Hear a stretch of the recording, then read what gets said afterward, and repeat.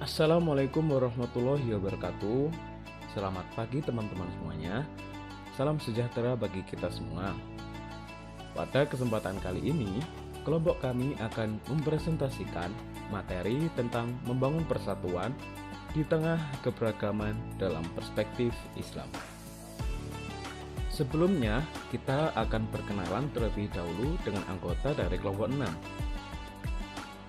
Anggota yang pertama ialah saya, Ali Firmansyah dengan NIM 043, lalu Mutiatus Solihati dengan NIM 023, lalu Nur Ilma Ulin Nuha dengan NIM 044, dan yang terakhir ialah Lailia dengan NIM 013. Topik yang akan dibahas pada presentasi kali ini yaitu yang pertama, konsep Islam tentang keragaman dalam keberagaman. Yang kedua, agama sebagai salah satu parameter persatuan dan kesatuan bangsa. Dan yang ketiga, implementasi keragaman dalam keberagaman. Selamat menyaksikan. Konsep Islam tentang keragaman dan keberagaman. Islam merupakan petunjuk bagi manusia yang menuju jalan yang lurus sesuai dengan tuntutan kitab suci Al-Quran dan hadis yang telah diajarkan oleh Nabi Muhammad SAW. Jika dikaitkan dengan perubahan zaman sekarang, bagaimana Islam memandang keberagaman atau pluralitas yang ada? Sebagaimana yang telah disebutkan berkali-kali oleh Allah Subhanahu wa Ta'ala di dalam Al-Quran, Islam sangat menjunjung keberagaman atau pluralitas. Karena keberagaman atau pluralitas merupakan sunatullah yang harus kita junjung tinggi dan kita hormati keberadaannya.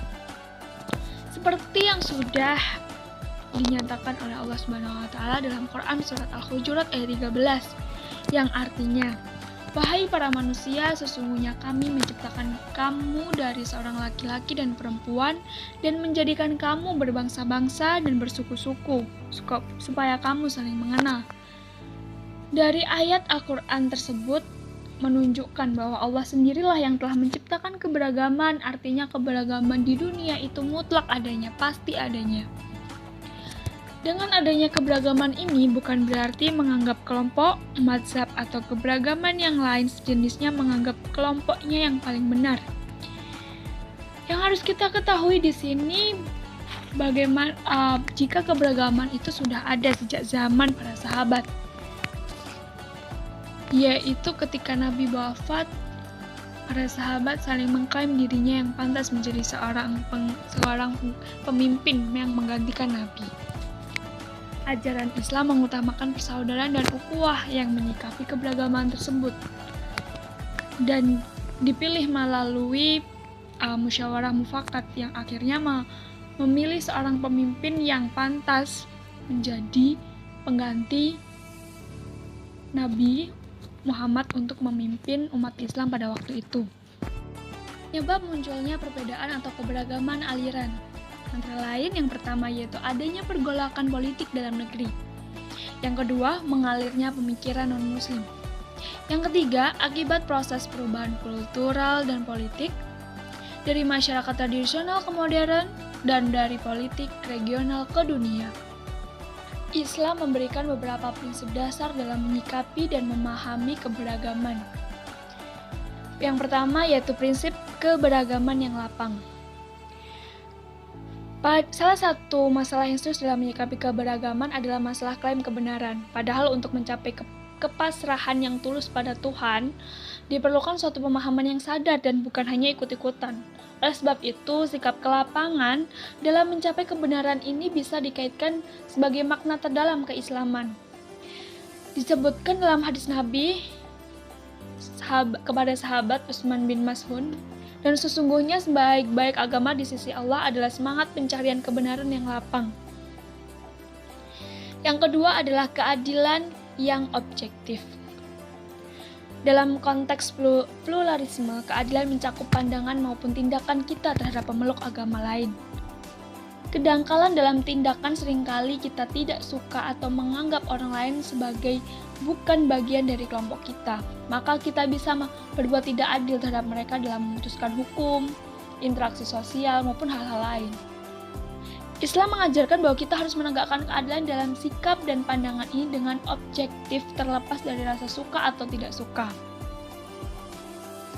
Yang ketiga adalah menjauhi kekerasan dalam berinteraksi dengan pemeluk agama lain atau yang berbeda dengan kita, termasuk kita melakukan dakwah.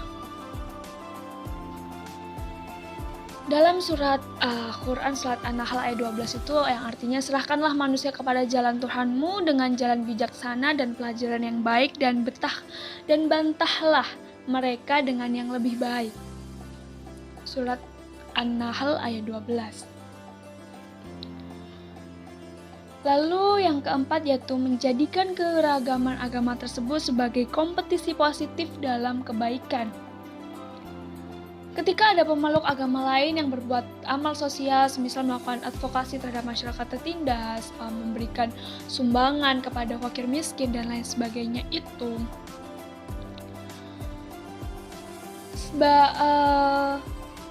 kita sebagai seorang muslim, kita harus lebih berusaha menjadi lebih baik dari mereka yang berbeda dengan kita. Jadi sebagai ajang kompetitif di sini. Kompetitifnya dalam hal positif. Jika keempat prinsip ini dilakukan, dipegang, insya Allah akan tercipta hubungan yang lebih harmonis antar umat beragama, antar keberagaman yang ada. Adapun Islam dalam menanggapi perbedaan dalam persatuan dan kesatuan bangsa. Yang pertama adalah agama sebagai salah satu parameter persatuan dan kesatuan bangsa. Yang kedua adalah konsep toleransi dalam Islam atau kebebasan beragama. Islam mengakui keberagaman ada, termasuk keberagaman dalam hal agama. Dalam Islam, seorang muslim dilarang memaksa orang lain untuk meninggalkan agamanya dan masuk Islam dengan terpaksa, karena Allah Subhanahu wa ta'ala telah berfirman dalam surat Al-Baqarah ayat 256 yang artinya tidak ada paksaan untuk memasuki agama Islam. Yang ketiga, ada batasan toleransi dalam perspektif Islam.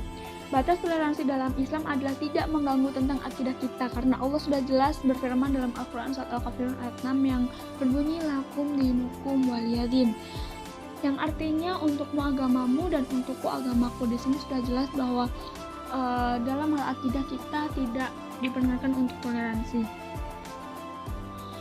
Dan kita diperkenankan untuk toleransi itu dalam hal kemanusiaan, sikap kemanusiaan yang harus kita lakukan, yaitu kita harus menghargai, menghormati sesama manusia yang berbeda. Kita berbuat baik, berbuat adil kepada sesama manusia walaupun itu berbeda. Itu sangat diperbolehkan dan sangat dianjurkan. Lalu ada beberapa hal yang bisa menjadi penyebab rapuhnya tali persatuan dan kesatuan dalam kalangan antar umat antara lain, yaitu yang pertama itu munculnya sifat kecurigaan, prasangka buruk yang berlebihan terhadap kelompok lain. Dan yang kedua munculnya interpretasi yang juga menjadi penyebab adanya kecurigaan tanpa bukti yang berujung pada konflik, dan ini juga bisa menjadi fitnah. Lalu yang ketiga adalah mencari kejelekan orang lain. Itu yang akan menjadi kita dalam hak kita putus tali persaudaraan, rapuh, karena akan menjadi pertengkaran di sini. Agama sebagai salah satu parameter persatuan dan kesatuan bangsa. Indonesia adalah negara dengan keragaman suku, budaya, bahasa, dan agama yang cukup tinggi. Di Indonesia tidak hanya Islam, tetapi juga ada Hindu, Buddha, Katolik, Protestan, dan Konghucu. Bahkan di daerah pedalaman masih ada yang menganut aliran kepercayaan.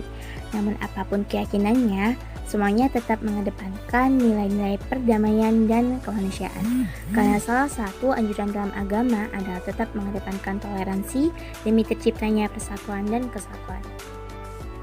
Dalam Islam sendiri, setiap pemeluknya dianjurkan untuk saling mengenal satu dengan yang lain, karena setiap manusia mempunyai karakter yang berbeda. Karena itulah dalam Al-Quran dijelaskan agar manusia saling mengenal.